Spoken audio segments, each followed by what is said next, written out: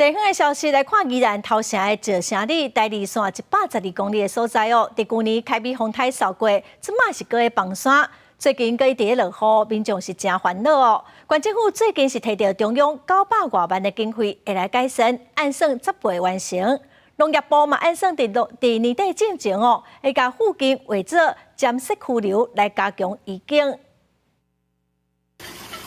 土石为遍布出落来，也搁带着未少土沙水影响附近的道路甲住户。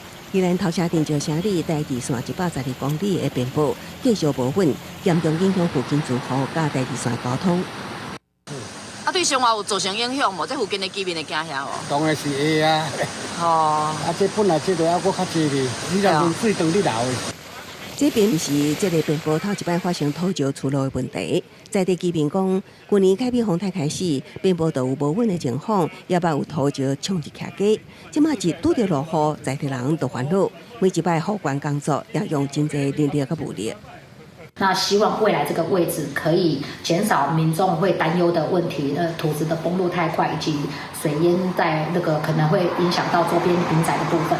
在地方的争取之下，县政府得到行政院900多万的经费，会针对当地沉沙地做改善，提升容量。较佳遍布会兴建拦沙坝稳固，较无佳的遍布是以生态工法做时间中，正像来解决土石流问题。我们就希望说，借由这一次工程会以及农村水保署挹注的经费的工程，我们来确保施作完成以后，可以确保地方的居民以及连外道路一个永久性的一个安全。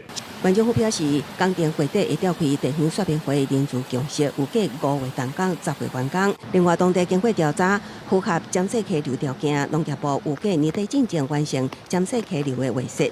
未来若要发生强降雨，就会当及时有警附近住户疏散。公司新闻采访报道。